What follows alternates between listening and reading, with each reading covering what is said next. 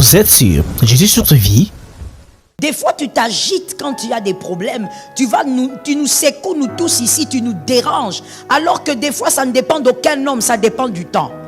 Des fois, tu nous déranges, nous tous ici. Alors que ce que tu veux ne dépend de personne ici. Personne ne pourra te le donner, même si la personne a quadruple onction. Ça dépend simplement du temps. Et il faut apprendre à attendre le temps. Si tu n'as pas appris dans la vie chrétienne que la patience paye, tu seras très mal payé par ton agitation. Je reprends la phrase pour celui qui dormait. Si tu n'as pas compris dans ta vie chrétienne que la patience paye dans tous les domaines, tu seras très mal payé par ton agitation. L'agitation paye très mal. L'agitation paye avec les larmes et les grincements dedans. La patience paye toujours très bien. Même si on a l'impression qu'on a longtemps entendu, et Caïn avait compris ça, bien avant toi, que la patience paye. Ça ne sert à rien de courir. Autre chose qu'on voit lorsqu'on parle de Caïn. Caïn savait que pour devenir, il faut de l'effort. Ce n'était pas quelqu'un de paresseux. Il savait que pour avoir des résultats, il faut de l'effort. Il allait avec ses semences, il plantait. Il allait avec ses boutures, il plantait. Caïn savait qu'on ne peut pas devenir en étant paresseux, en ayant les bras croisés. J'ouvre encore une parenthèse. Les chrétiens d'aujourd'hui, nous devons savoir que l'onction n'exclut pas l'effort. C'est un amen bizarre. Écrire ne voudrait pas dire que tu ne sais pas dire amen. Ta bouche est ouverte, tu peux dire amen.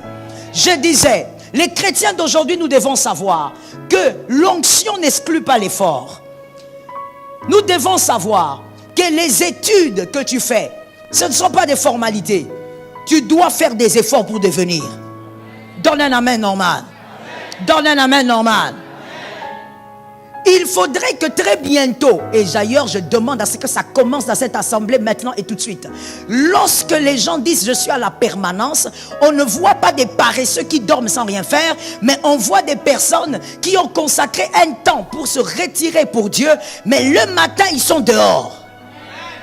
Donne un amen que ton frère entende.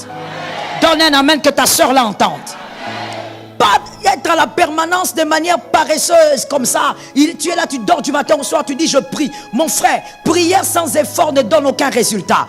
Après avoir prié, bouge-toi et fais quelque chose. Dis à ton frère, tu dois te bouger.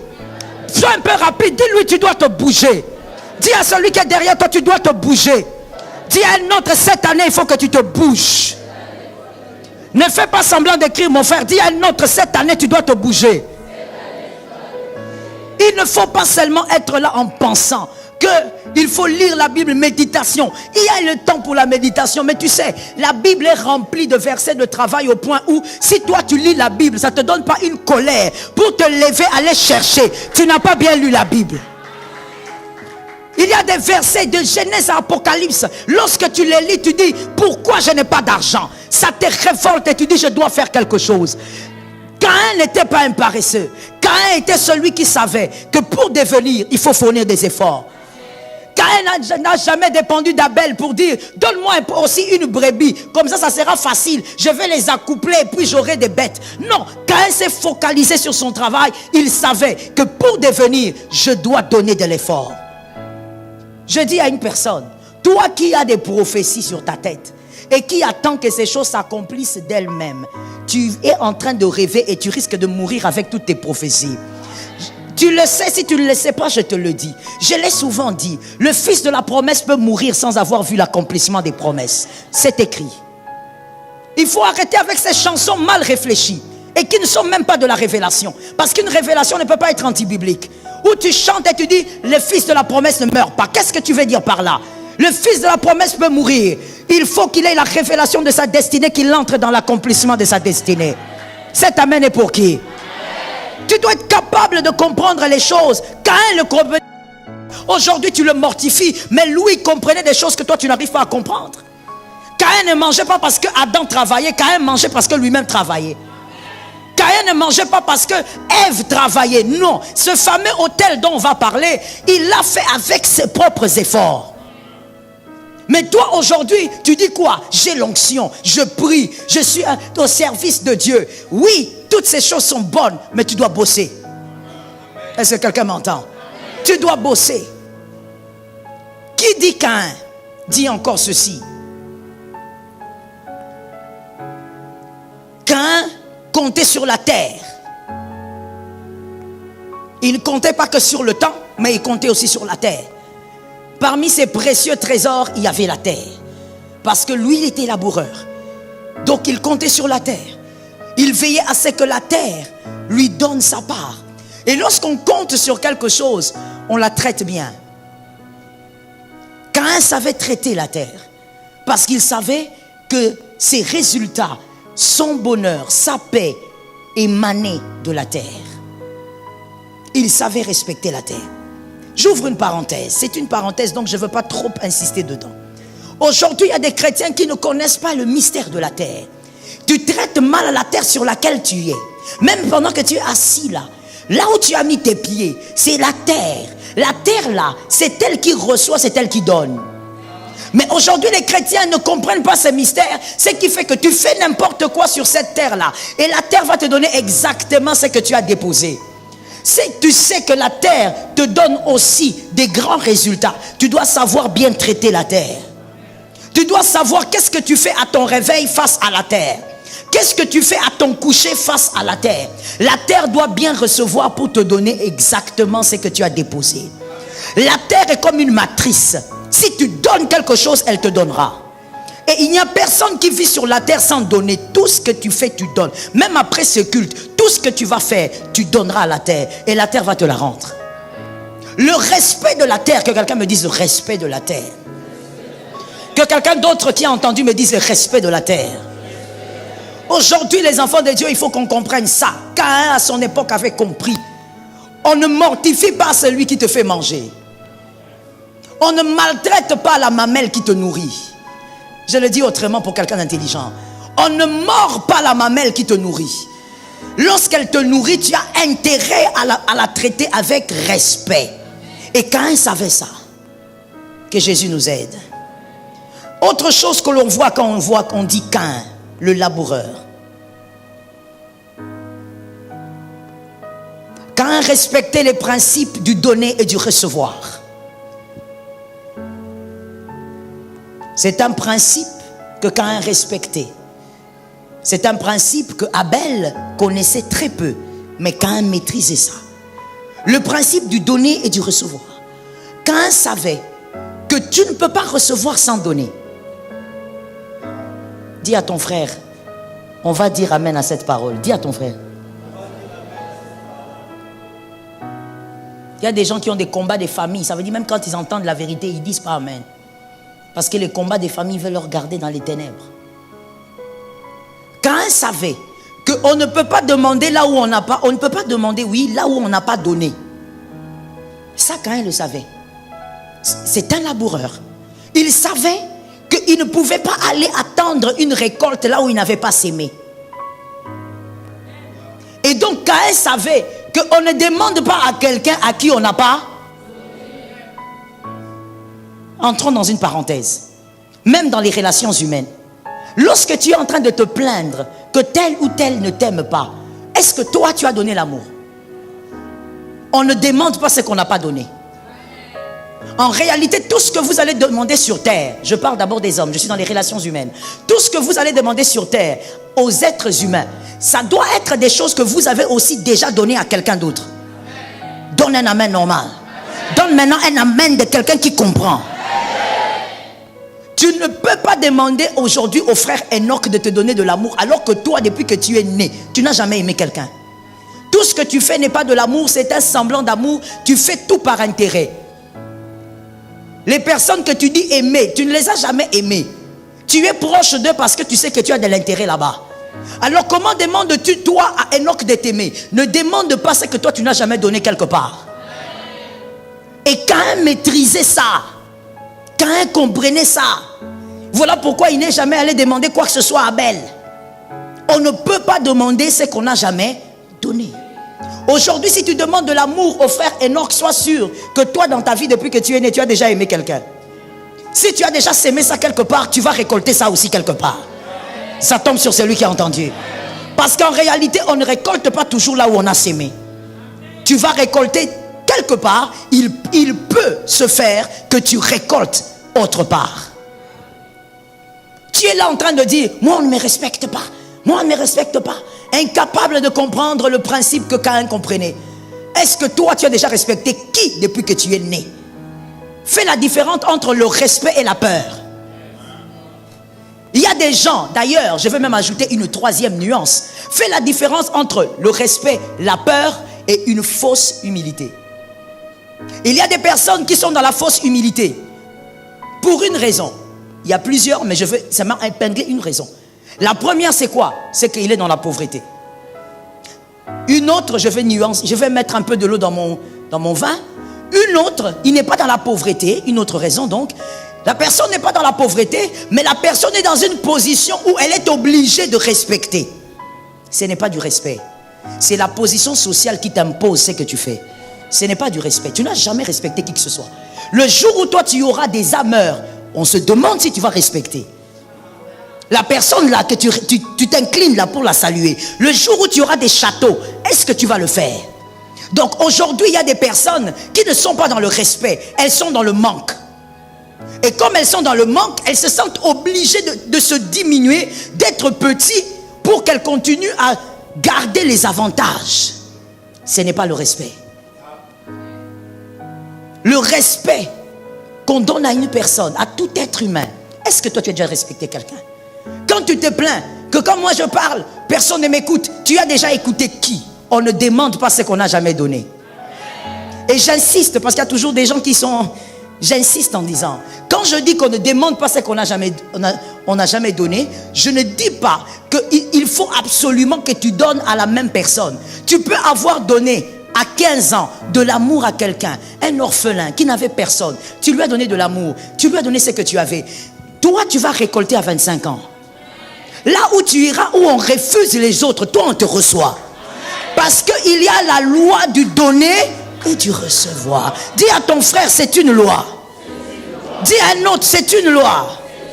C'est la loi du donner et du recevoir. Caïn était quelqu'un qui n'attendait pas les choses gratuitement. Le laboureur n'attend pas des récoltes gratuites. Le laboureur attend des récoltes parce qu'il a sémé. Donc c'était quelqu'un, en réalité, contrairement à ce que tu as toujours pensé, Caïn était quelqu'un qui faisait respecter sa personne, qui n'avait pas besoin de mendier, qui attendait que la terre lui donne sa part pour qu'il se sente satisfait. Lorsque tu es là en train de dire, mais pourquoi est-ce que moi, on ne m'offre jamais des petits cadeaux? Toi, tu offres des cadeaux à qui?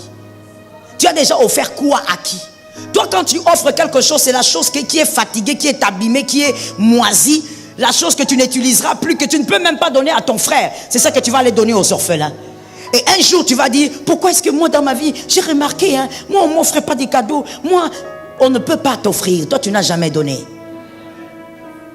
On ne te donne pas ce que tu n'as jamais donné. C'est comme ça que tu verras aussi qu'il y a des gens, quoi que tu fasses, on leur fera toujours du bien.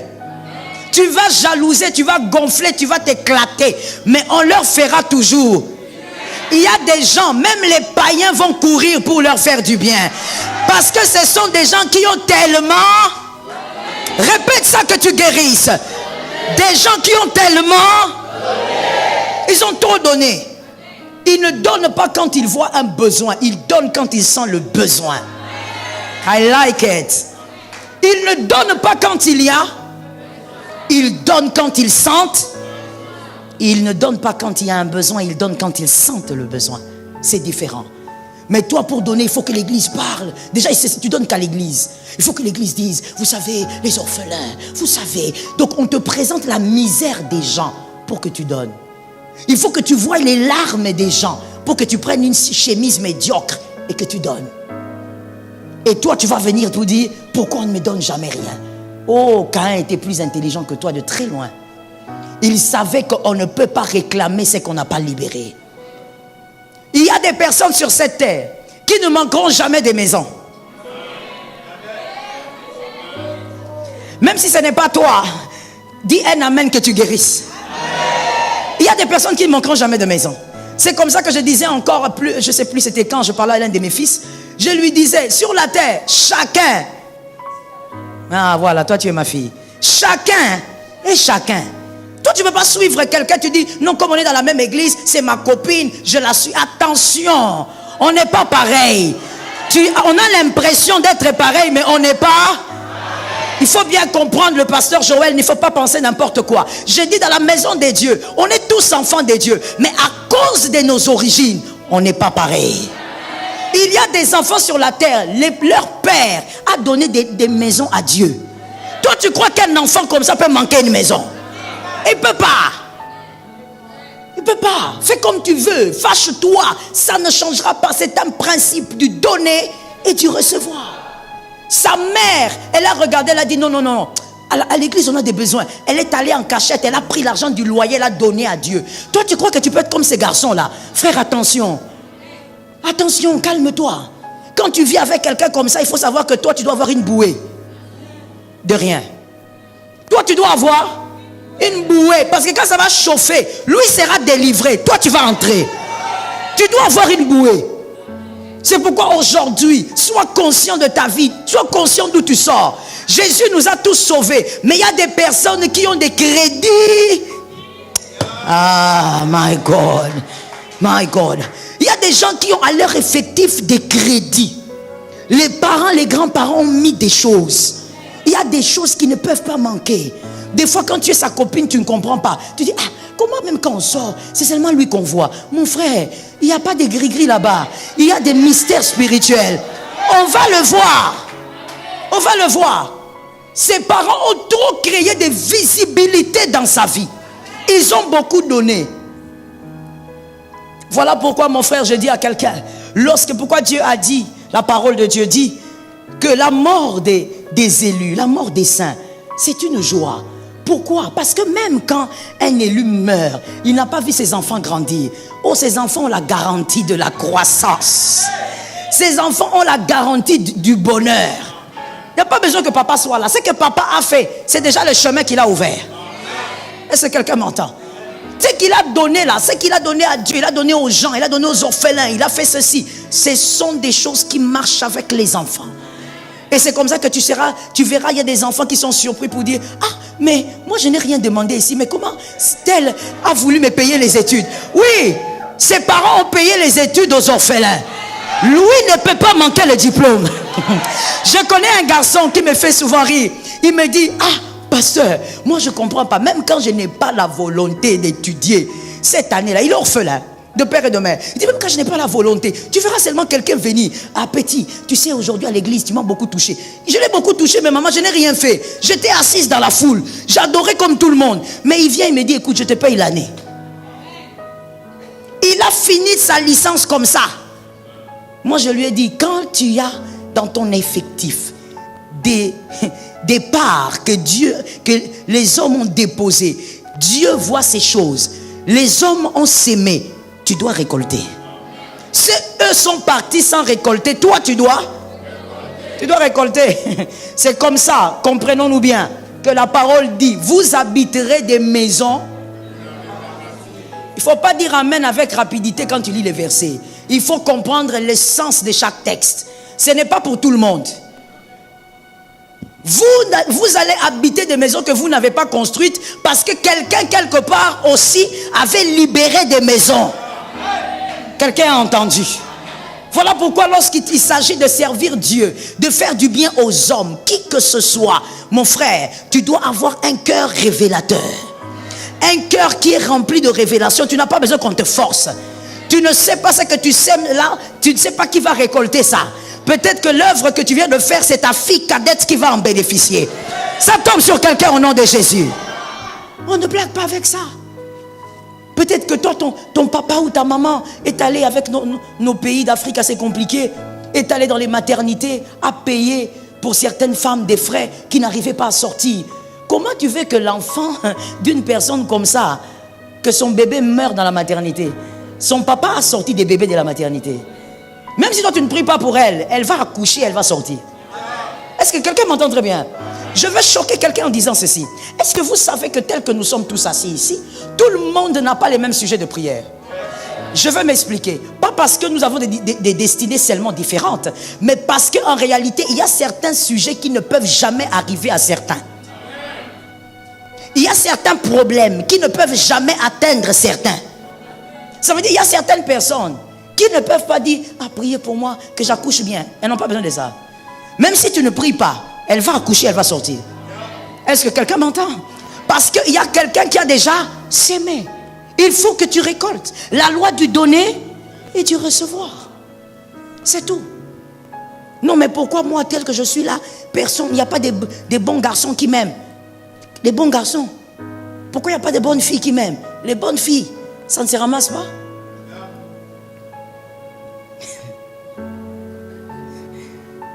Quelqu'un me comprend? Ça ne se ramasse pas. Il n'y a rien qui se fait pour rien. Il doit avoir quelqu'un qui a sémé quelque chose pour que dans une lignée, il rencontre que des bonnes personnes. Comment voulez-vous comprendre? Quelqu'un de moins intelligent, permettez le terme, moins intelligent, qui se débrouille, même à l'école c'est trop compliqué pour lui, il se débrouille seulement avec son intelligence, mais il arrive à rencontrer une très bonne femme et ils sont dans la paix extraordinaire. Leurs problèmes ils gèrent avec intelligence, mais toi avec tous les diplômes que tu as, toute l'intelligence que tu as, nous tous nous t'acclamons, mais regarde les gens de femmes que tu es allé chercher, regarde, même nous-mêmes nous nous posons la question, comment tu as fait? Ça veut dire toute l'intelligence que nous célébrons ici, ça ne t'a pas aidé à choisir une bonne femme. Oh, ce n'est pas un hasard. Est-ce que quelqu'un m'entend bien? Ah, ce n'est pas un hasard. Une fois, j'étais en train de réfléchir sur une famille.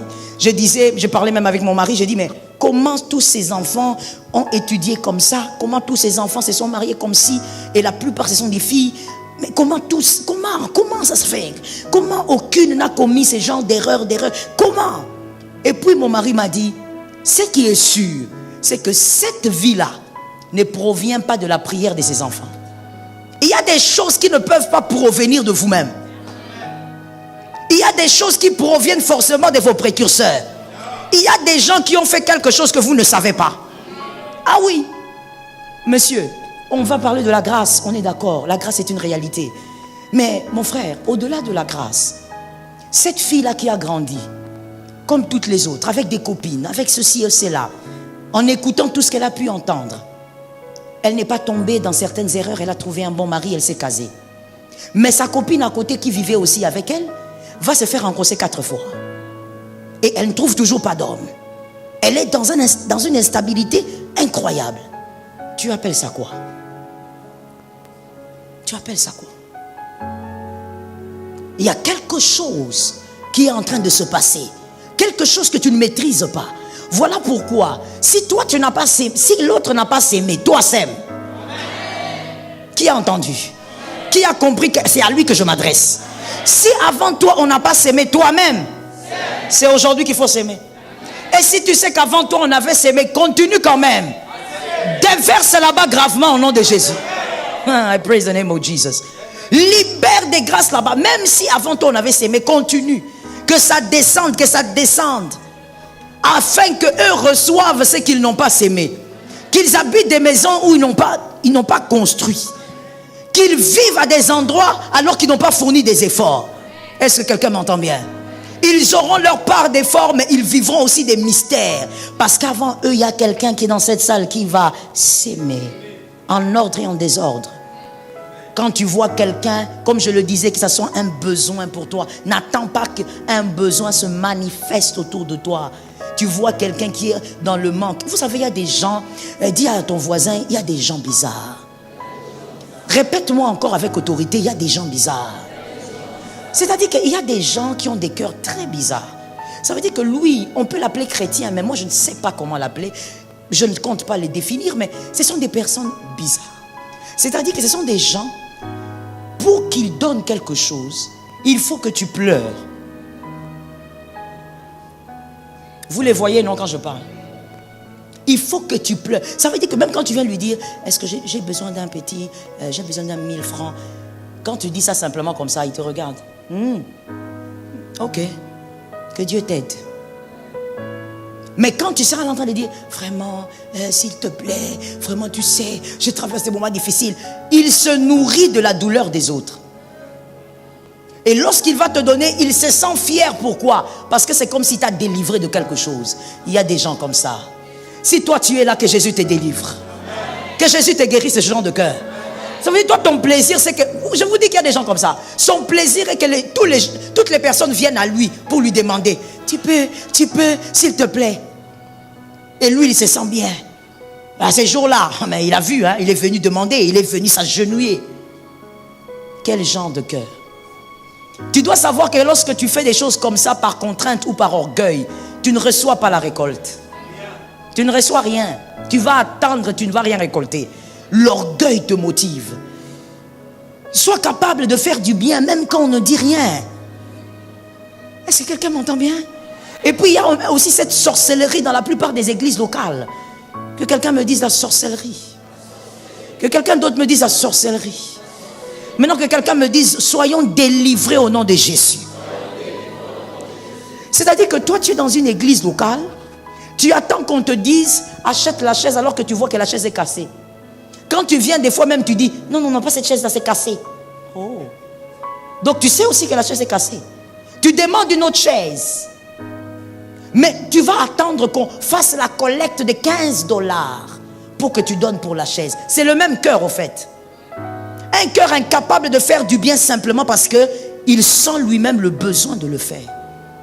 Venir comme ça à l'église, regarder, dire, ah non, j'ai l'impression que cette peinture s'est abîmée. Est-ce que je peux demander au pasteur, qu'est-ce qu'il faut pour que cette peinture soit renouvelée? Non. Toi, quand tu as ton argent, c'est pour toi, c'est pour ta maison. Voilà pourquoi tu auras une descendance pauvre. Je te réchoque. Tu risques d'avoir une descendance pauvre. Une descendance, quand elle doit recevoir des choses, non seulement elle fournit trop d'efforts au-delà de la normale, mais c'est une descendance qui ne reçoit que des miettes parce que tu as été un précurseur inconscient. Des enfants qui se battent tout le temps. Et ils ont même sorti la phrase, la vie c'est la guerre, c'est la bataille. Tu te bats avec qui? Tu te bats avec qui? C'est pourquoi tu as un cœur noir. Les gens qui ont cette conception de vie, voilà, vous allez les écouter dire, oh, pourquoi le malheur m'est arrivé? Pourquoi seulement moi? Tu veux que ça arrive à qui? Cette phrase en réalité est une phrase qui révèle le cœur. Tu veux que ça arrive à qui? Ça t'arrive à toi, supporte ça. Quand tu dis pourquoi seulement moi, donc tu voudrais dire qu'il fallait que ça arrive à Enoch, il fallait que ça arrive à Julien. Qu'est-ce que tu veux dire par là? Non, c'est une exclamation. Non, c'est une très mauvaise exclamation. C'est une exclamation qui révèle la noirceur de ton cœur.